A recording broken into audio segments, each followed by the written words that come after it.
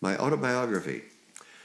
Oh, that came about when my life mate and I were talking about the fact that I was getting old. I was approaching 50. And he said to me, he says, well, why don't you write your autobiography for the kids and such? And I said, oh, God, I don't know. He says, yeah, you can do it. I said, geez, I don't know. Well, anyway, he talked me into it. So I basically decided that I would go up to Lake Nacimiento in California and do my writing from the cabin up there. It took me, I think, what was it, 6 weeks before I was able to get the first paragraph or opening of the book. And before I could do that, I had to have Patrick bring up my scrapbooks. I'm a scrapbooker. And I'm so thankful that I had scrapbooks because my life has been so full and so incredible that to try to remember everything is just beyond my capacity. So I went to write my autobiography for the kids, and I never planned on the fact that it might get published. That was the farthest thing from my mind. I just wanted the kids to have a copy of it. So it's this huge thing that I wrote and had it Xeroxed off and gave the kids copies of it. And whether they read it or not, I don't know, and I don't really care, but at least they've got it. And I figured this is the way that they'll be able to learn to know the old man they call Dad and Uncle. And it's my life.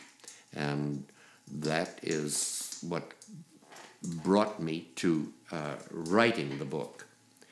Then one day in the apartment where I was living after Patrick had died, a friend of mine, Anita, was over at the house, and she says, "What's this?" And she pulls down from my bookshelf this huge volume. She says, "Oh, it's so big." I said, "Oh, it's nothing. It's not for you. I wrote it for the kids." Well, she looks into it and she says, "This should be published." And I said, "Oh, God, no, Anita. It's my life story. I don't want the whole world to know about it."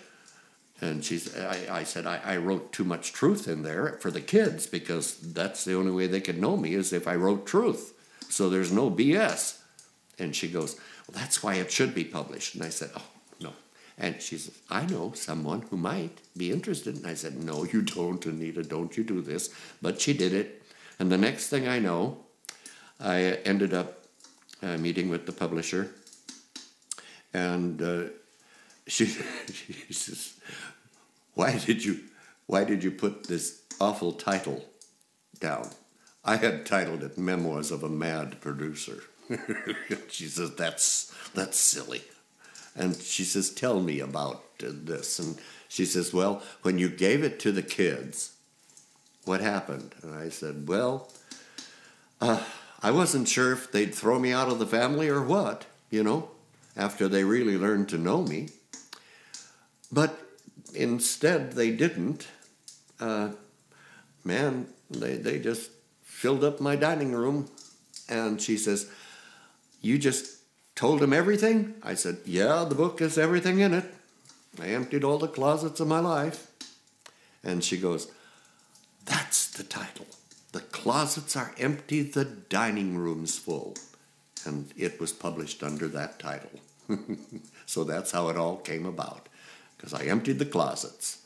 But when you speak truth and empty your closets in life, you just might find out your dining room will fill up with people who really love you, and no matter who you are or what you've been. So that's the autobiography.